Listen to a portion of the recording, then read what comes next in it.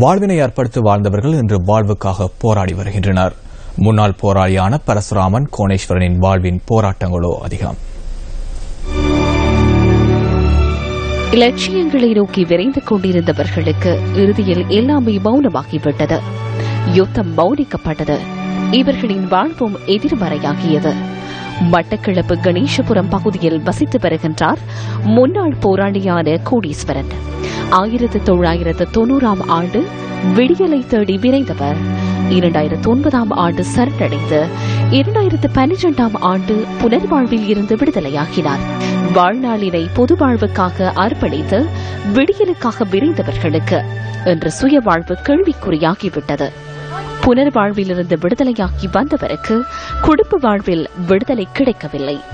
யுத்தத்தின் வடுக்களை உடலில் தாங்கியவாறு பலம் வந்து கொண்டிருக்கின்றார் கோணேஸ்வரன். இவருக்கு தொழில் எதனையும் செய்ய முடியாத நிலையில் 3 பிள்ளைகளையும் கணவனையும் கண்ணை இமைக்காப்பது போல் காத்து வருகின்றார் கோணேஸ்வரனின் மனைவி. மனைவியின் சுயதொழிலின் மூலம் கிடைக்கும் வருமானத்தில் இவர்களின் வாழ்வு சக்கரம் போல் சுழன்று கொண்டிருக்கின்றது. 3 பிள்ளைகள் மனைவி எல்லாரையும் கொண்டு நாங்கள் அந்த யுத்தத்துக்குள்ள தப்பி வந்ததுன்ற பெரிய செய்தி. இப்போ 3 பிள்ளைகளையும் அந்த யுத்த காலத்துக்குள்ள படிப்பிக்க முடியாது சொல்றது. அப்புறம் நாங்கள் இங்கே வந்த அப்புறம் தான் பிள்ளைகளை ஸ்கூலுக்கு சேர்த்து படிப்பிக்க கொண்டிருக்கிறோம்.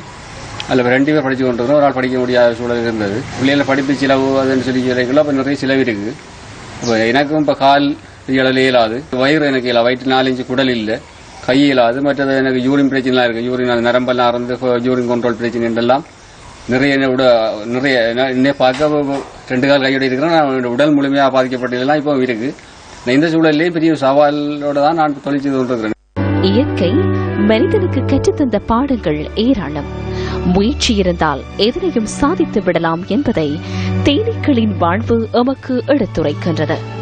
1 கிலோ தேனினை சேகரிப்பதற்கு 6,68,000 பூக்களில் தேன் எடுக்கின்றன தேனீக்கள். அதேபோன்று ஒரு சொட்டு தேனினை சேகரிக்க 16 மைல் தூரம் தேனீக்கள் பறக்கின்றன. ஒற்றுமைக்கும் முயற்சிக்கும் கடின உழைப்புக்கும் இலக்கணமாக திகழும் தேனீக்களின் வாழ்வில் மனிதன் கற்றுக்கொள்ள வேண்டியவை ஏராளம். வறுமையை நினைத்து துவண்டு விடாது முயற்சியுடன் எழுந்து நடந்தால் இவர்களின் வாழ்வும் நிச்சயம் வெற்றி பெறும் என்பது நிதர்சனம். அடுப்பன் கொடியும் திரண்டால் மெடுக்கு என்பது போல் அனைவரும் ஒற்றுமையாக செயற்பட்டு முன்னாள் போராளிகளின் வாழ்வில் ஒளியேற்ற முன்வர வேண்டும்.